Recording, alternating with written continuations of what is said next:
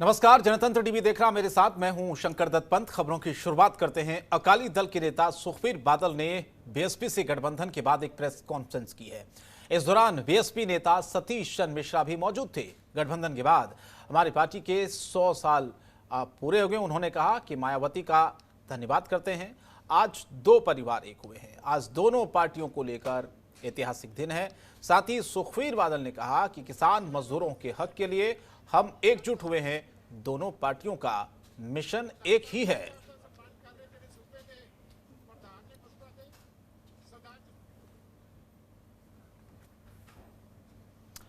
और इसी खबर पर ज्यादा जानकारी के लिए हमारे संवाददाता ओपी शर्मा सीधे जुड़ चुके हैं इस वक्त लाइव। ओपी शर्मा, इस गठबंधन को लेकर क्या आगे रूपरेखा देखी जाए? आने वाले वक्त में चुनाव भी होने हैं।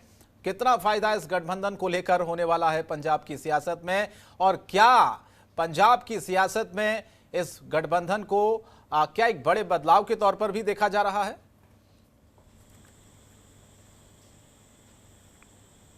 देखिए शंकर, अगर हम पंजाब की बात करें तो इस बार पंजाब की राजनीति में जो इस वक्त पिछले करीबन 3-4 महीने से जो कहीं ना कहीं दलित राजनीति जो है वो काफ़ी गर्म है। पंजाब के अंदर जो पोस्ट मैट्रिक स्कॉलरशिप और शेड्यूल कास्ट है उसको लेकर भी जो है विपक्ष कहीं ना कहीं सरकार पर हमलावर है। वहीं अगर हम अकाली पार्टी की बात करें तो वो बीजेपी से अलग हो चुकी है। आम आदमी पार्टी में जो है वो थोड़ा सा बिखराव दिखने को मिल रहा है। काफ़ी 3-4 विधायक वो छोड़ के जो कांग्रेस में शामिल हो गए हैं। तो कहीं ना कहीं जो अभी 8 महीने का जो वक्त पंजाब चुनाव को लेकर बचा है, लेकिन सियासी हलचल जो है उबाल आना वो शुरू हो गया है। इसी बीच अगर हम अकाली की बात करें तो पंजाब में करीबन 33% जो हैं दलित वोट है। तो ऐसे में जो बहुजन समाजवादी पार्टी है उसको दलितों की एक अगड़ी पार्टी माना जाता है। और उसी लहजे से अगर आज ये गठबंधन हुआ है तो इसी गठबंधन से जो है पार्टी को कहीं ना कहीं आगामी चुनाव में फायदा होगा। दूसरी अगर हम बात करें सिर्फ अकाली दल की, कि बेशक भले ही इस चुनाव से बहुजन समाज पार्टी को फायदा हो, लेकिन उससे ज़्यादा फायदा जो अकाली दल को होगा, क्योंकि पिछले 1-1.5 साल से बात करें तो पंजाब की अकाली दल में जो है एक टूट का सिलसिला जारी है। पार्टी के बड़े नेता तानाशाही का आरोप लगाते हुए पार्टी छोड़कर दूसरी पार्टियों का दामन थाम चुके। तो ऐसे में कहीं ना कहीं अकाली के अंदर जो एक भगदड़ मची हुई थी, और आज के जो बहुजन समाज पार्टी के साथ जो इनका गठबंधन हुआ है और वो गठबंधन के बाद ये भगदड़ रुकेगी। साथ ही जितनी टिकटें जो हैं बसपा को दी गई हैं उससे भी शायद पार्टी के ज़्यादा लोग नाराज़ ना हो, क्योंकि बसपा को कुल 117 में से 20 सीटें दी गई हैं। तो इस लहजे से अगर पार्टी 98 या 97 सीटों पे चुनाव लड़ती है तो 15-20 सीटों से अगर प्रत्याशी बागी होते हैं तो शायद पार्टी को ज़्यादा जो है नुकसान का सामना नहीं करना पड़ेगा। जी, लेकिन आम आदमी पार्टी को इस गठबंधन से समस्या क्या है ओपी शर्मा? राघव चड्ढा आम आदमी पार्टी की तरफ से बार बार ये कहा जा रहा है कि इसकी डोर प्रधानमंत्री के हाथ में है। अकाली दल और बसपा कठपुतली है, प्रधानमंत्री के हाथ में इस गठबंधन की डोर है। वो ये कह रहे हैं कि प्रधानमंत्री मोदी जैसा चाहते हैं उसी तरह से दोनों दल, दोनों नेता कर रहे हैं। और साथ ही साथ उन्होंने इसे एक औपचारिक गठबंधन भी बता रहे हैं आम आदमी पार्टी इस गठबंधन को। तो कहीं ना कहीं मुख्य विपक्षी पार्टी के रूप में आम आदमी पार्टी है वहां पर। तो क्या आम आदमी पार्टी को डर है इस गठबंधन से? समस्या क्या है? क्यों आम आदमी पार्टी को यह कहना पड़ रहा है? देखिए शंकर, जाहिर सी बात है कि आज का जो गठबंधन हुआ है इससे कहीं ना कहीं आम आदमी पार्टी को भी एक बड़ा झटका लगा। शायद आम आदमी पार्टी ने इस तरह की कल्पना नहीं की थी कि पंजाब में श्रोमणी अकाली दल और बसपा के बीच में जो है गठबंधन हो जाएगा। क्योंकि सबसे पहले अगर हम बात करें पंजाब की तो आम आदमी पार्टी पंजाब यूनिट ने सबसे पहले दलित कार्ड खेला था। पंजाब में सामान्य वर्ग से जो विधायक थे सुखपाल सिंह खैरा, उसको जो है पिछली बार जब चुनाव हुए थे 2017 या 18 के आसपास, तो उसको नेता विपक्ष का जो है दर्जा दिया गया था। लेकिन उसके बाद करीबन 1.5 साल पहले या 2 साल पहले जो है उनसे वो दर्जा छीन के एक दलित नेता दलजीत सिंह चीमा को ये जो है नेतृत्व सौंप दिया गया। तो इससे कहीं ना कहीं ये माना जा सकता है कि पंजाब में आम आदमी पार्टी ने सबसे पहले दलित कार्ड की एक शुरुआत की थी और वो उस पर आगे बढ़ते जा रहे थे। लेकिन आज जिस तरीके से बसपा की जो बहुजन समाजवादी पार्टी है और वो उसका जो अकाली दल से गठबंधन हुआ है, तो जाहिर सी बात है जो एक वोटों पर नज़र आम आदमी पार्टी की थी कि इन सीटों के सहारे शायद हम सत्ता में आ जाएंगे, तो उसमें बिखराव हो गया। अगर दलजीत सिंह चीमा जो उनके एक दलित नेता हैं उनके आधार पर अगर कुछ वोट वो हासिल भी कर पाते हैं तो, लेकिन कहीं ना कहीं बसपा का जो एक पेट वोट बैंक है जो माना जाता है। करीबन 20 ऐसी सीटें हैं पंजाब के अंदर जहां पर बसपा के जो कार्य वोटर्स हैं वो एक अहम भूमिका, एक स्विंग जो जीत और हार का स्विंग होता है उसमें निभाते हैं। अगर ये ही स्विंग हर सीट के हिसाब से अगर अकाली दल को जाता है और अकाली दल के वोटर्स और बसपा को जाते हैं तो कहीं ना कहीं पूरे मामले में जो है, अगर कांग्रेस तो देखो सत्तारूढ़ पार्टी है, उसको तो एंटी इनकम्बेंसी का सामना करना ही पड़ेगा। सभी वर्गों की आशाएं अमूमन कोई भी सरकार जो है पूरी नहीं कर पाती, तो उसको तो एंटी इनकम्बेंसी के का जो नुकसान होता है वो हर सरकार को होता है। लेकिन तो ये जो आम आदमी पार्टी है समीकरण बनाएगा और किसका बिगाड़ेगा? दलित वोटों पर नोट थी जिन्होंने,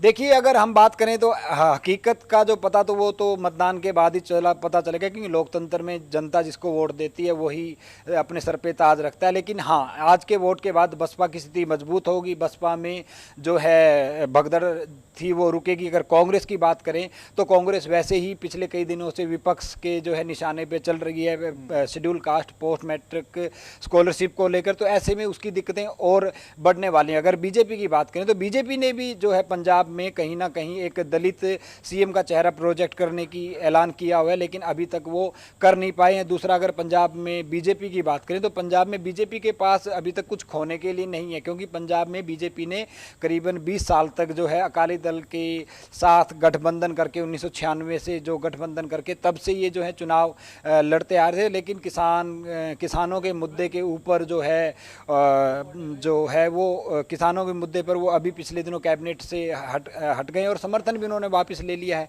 तो इस लहजे से बीजेपी अगर जो भी कुछ हासिल करती है वो अपनी सीटों से अगर वो थोड़ी सी संख्या बढ़ जाती है तो बीजेपी गेन करेगी, लेकिन बीजेपी आज के दिन सरकार बनाने की स्थिति में नहीं है। और कांग्रेस इस वक्त एक जो माइलेज कांग्रेस को किसान आंदोलन के चलते पंजाब में मिलता हुआ दिख रहा था, वो भी कहीं ना कहीं अब धीरे धीरे एक वैग्यूपन, एक धुंधलापन उसमें आने लगा है। क्योंकि पंजाब में 2016-17 के दौरान कुछ बेअदबी के कांड हुए थे, मतलब जो इनकी पवित्र पुस्तकें होती हैं उनके जो पेजेज हैं वो फाड़ दिए गए थे और उनको अपमानित किया गया था। तो इस लहजे से जब विपक्ष में होती थी कांग्रेस तो कांग्रेस की तरफ से वादा किया गया था जब वो सत्ता में आएंगे तो इन पूरे मामलों की जो है वो विस्तार से जाँच करवाएंगे। लेकिन आज करीबन 4.5 साल या 4 साल से ज़्यादा का अरसा हो चुका है, इसकी जांच जारी थी। लेकिन पिछले दिनों हाई कोर्ट ने सरकार की तरफ से गठित स्पेशल इन्वेस्टिगेशन टीम SIT को गठित कर जो है वो खारिज कर दिया था। और खारिज करने के बाद कोर्ट ने कहा कि आप दोबारा SIT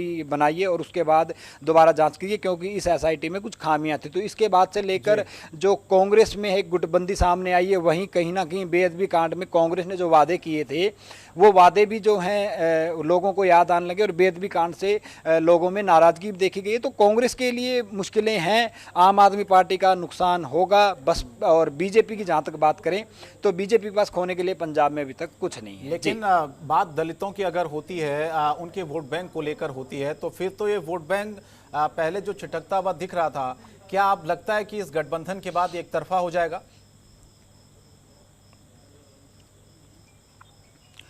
देखिए, एक तरफा नहीं कहा जा सकता, क्योंकि हर पार्टी का कुछ ना कुछ एक पेट वोट होता है, इधर उधर जाता है। लेकिन जो फ्री वोट होता है वो काफ़ी डिसाइडेड करता है। अगर चुनाव के अंदर विधानसभा पंजाब में चुनाव होते हैं और मायावती आके अगर प्रचार करती है तो कहीं ना कहीं ज़रूर एक लहर बनती है और जो दलित वोट है वो ज़रूर जो है गठबंधन के पक्ष में मोबिलाइज होता दिखेगा। लेकिन आपको मैं एक बात कयास के आधार पर, मतलब एक अनुमान के आधार पर बता देता हूँ कि बसपा के अगर हम पंजाब और हरियाणा का अतीत देखें तो बसपा का कोई भी गठबंधन जो है ज़्यादा टाइम तक नहीं चला। अगर हम हरियाणा की बात करें तो दिसंबर 2018 में हरियाणा के अंदर जींद उपचुनाव हुआ था, तब बहुजन समाजवादी पार्टी ने जो इंडियन नेशनल लोकदल है उसके साथ गठबंधन में चुनाव लड़ा था। लेकिन चुनाव में पार्टी की गठबंधन की हार हुई, तो उसके बाद उन्होंने बसपा ने गठबंधन तोड़ दिया। उसके बाद लोकसभा चुनाव अप्रैल 2019 में हुए, तो उस चुनाव के अंदर बहुजन समाजवादी पार्टी ने लोकतंत्र बचाओ पार्टी, जो बीजेपी की कुरुक्षेत्र से पूर्व बागी सांसद राजकुमार सैनी की पार्टी थी, उसके साथ गठबंधन किया।